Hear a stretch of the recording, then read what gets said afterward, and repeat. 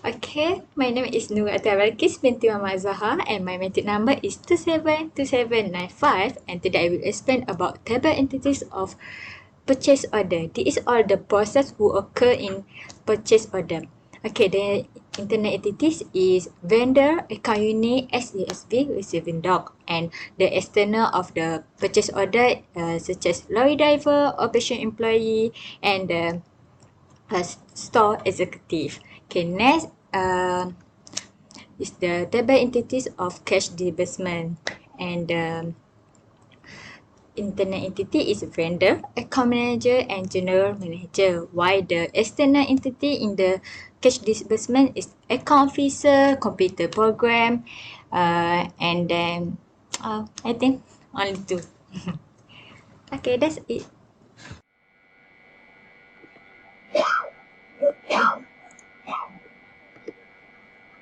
Assalamualaikum warahmatullahi taala wabarakatuh and a very good evening to Dr. and everyone. My name is Nur Fahmi bin Norbi. My metric number is 273226 and today I'm gonna present about the system documentation involved in the purchase order system and also the cash disbursement system. For the first step, we require to prepare the context diagram for the purchase order system and also cash disbursement system. For the purchase order system, as we'll see that there are three external entities involved in the purchase order system, such as vendor, account unit, and also SESB receiving doc. The one circle presented as a purchase order system is that the general system that will show that how the flow of the purchase order system will be go. For the first step, we can see for the vendor that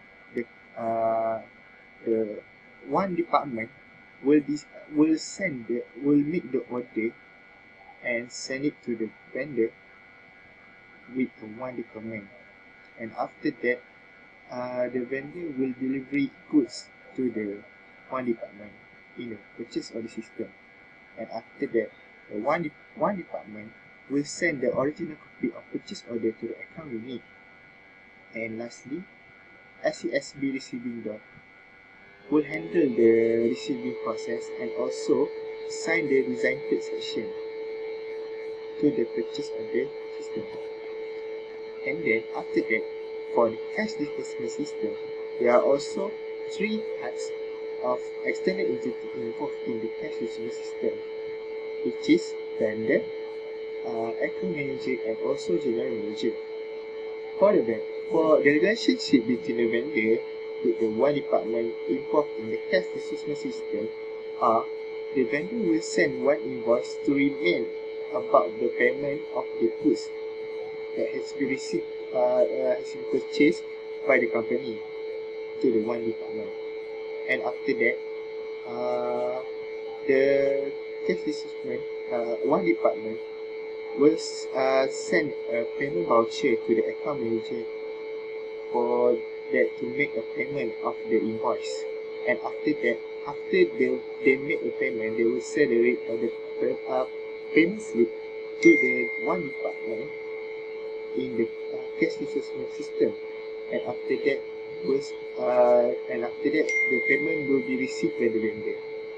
For the general manager, there are three types of document they will receive by the general manager, which is a purchase summary, account payable summary, and also total cash disbursement of the month. Okay, next is logical DFT. In this process, we have three process: is prepare purchase order, receiving the order, and then update the inventory. Okay, in the first process, we prepare the purchase order. We make two copy. First, we send to the vendor, and then we update in our file. Then we will receive the item from the vendor and we get the delivery notes. And the delivery note we give to review the purchase order and delivery note we review, and then we send back to our complete delivery file. And then we give the original copy of purchase order to the account unit, and we update our stock in the inventory card. Okay, next is the cash disbursement system. First, we will receive the invoice from the vendor and the original copy of purchase order from the store executive. And then we reconcile and updating the purchasing transaction to the vendor master file, purchase file, invoice for payment file, and GL master file. Then the information in the vendor master file and invoice for payment file we send to the account clerks. Then we make the payment process. We payment to the vendor by the online transfer. And then we update the transaction info to the vendor master file and GL master file. And we record the purchase info in the payment voucher registry file, and then in the cash disbursement file.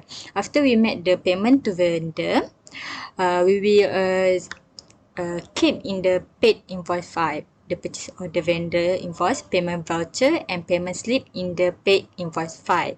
And then we will report to preparing the process, and we make the report consists of purchase summary, account payable summary, and total cash disbursement for the month to the general manager.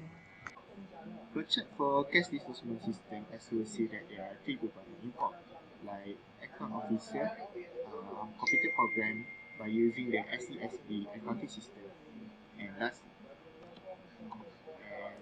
lastly the account manager.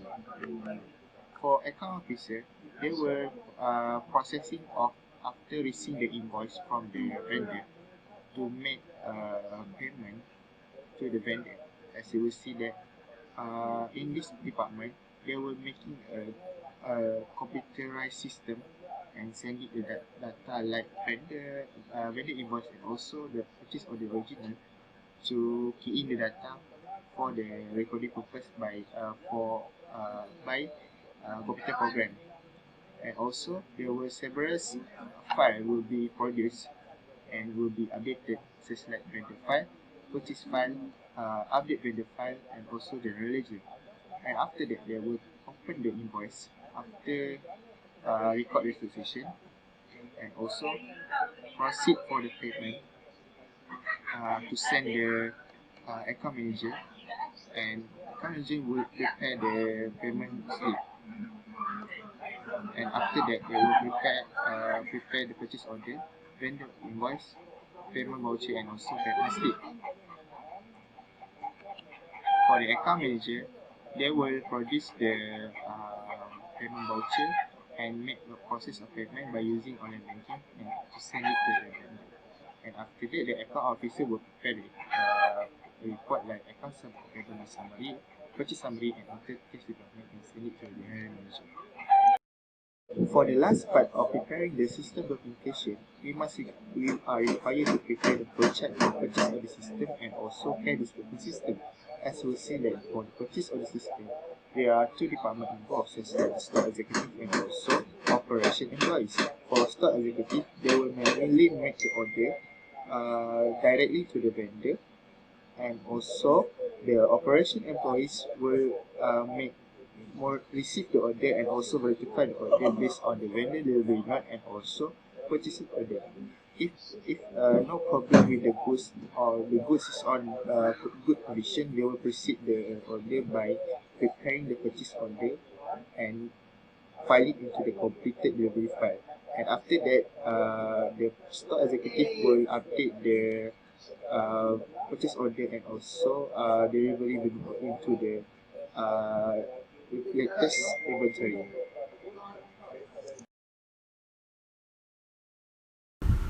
Assalamualaikum warahmatullahi wabarakatuh. My name is Muhammad Nazirul Mubin bin Muhammad Zapni with metric number 256-349. Today, I would like to present three possible strengths of internal control procedure that are present in the SESB standard Berhad for the task in part 1. So, the first possible strength is authorization and approval of a single sales record of a single sales record. This internal control ensure that all transactions should require the required person to be authorized or approved, which means every single detail of the sales is reported as what SESB Sendiri Berhad implement. The account record of the customer prepared by the account unit will be the guide for the Azalina, which is sales officer, to authorize the order of the reseller to ensure that the order from the reseller is complete and consistent. Next is physical and logical security authorization. This authorization will ensure that there is no loss or disruption to property and facilities in which the properties are secure and access to approved staff is limited. Example for this case, SESB Sendiri Berhad storeroom area is securely locked and only accessible by authorized employee. And the final strength is arithmetic and accounting record, in which everything on record will be computerized using accounting software, is more accurate and complete. They computerize every single aspect of the computer information. That's all from me. Thank you. Okay, next question 2 is about cyber crimes in Malaysia. The first way to reduce the number of cyber crimes in Malaysia is to create an automated detector for social media. This is to detect any negative speech in social media and instantly delete without asking owner permission first. This preventive control is a passive technique that can reduce the number of cyberbullying in social media due to cyberbullying mostly happen in social media. Second way of fighting against cybercrime is to create technical measures to fight off spam in the internet. What is spam? What is spam? Spam is a kind of unwanted unsolicitation of digital communication obtained an email get sent out in a bulk. So how to prevent spam is that we must have a good defensive step to introduce as a next layer to fix spam issue by having a combination of secure email database and sound use of spamming. By having this technology measure to control spam, there are three separate steps in email system that must be taken into account. The first one is the source where the email is sent. The second one is the destination where the email is received, and the email is client. So that we having a various technological step can be implemented of each point.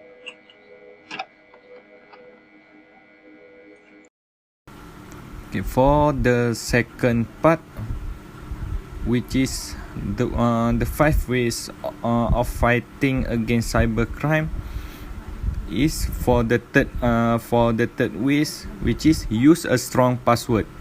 Don't repeat our password on various sites and change our password on a regular basis, making them more complex. This means that mixture of at least 10 letter, number and symbol is used, and also use small and capital letter. Our password management program will help us keep our password locked. Always keep update on software. So in this point, this is important to our operating system and for application for internet security. In our program, cyber criminals often use step will make it less likely that you will become a cybercrime target. That's all from me. Thank you.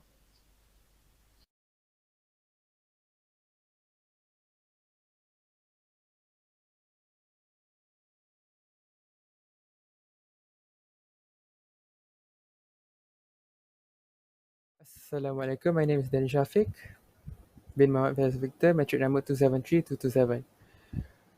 To, Now I will discuss about part 2. So for the last point for cybersecurity is, lastly is our social media settings should be handled correctly. Do not share our personal information with unknown people by keeping our personal and private data locked in. Criminals in social engineering can also get our personal and private information with only a few data points. So the less we share, the better is our chance from the risk of criminals. For example, we should be the only one to be able to provide answer to for security questions such as using the display of your maiden name of your mother. So this example is used because once we share information and private information of ourselves to others, people would people will know a few data points from the shared information. This will lead to social engineering such as cyber criminals to be able to pinpoint our data and to be able to access our data. That is all from me. Thank you very much.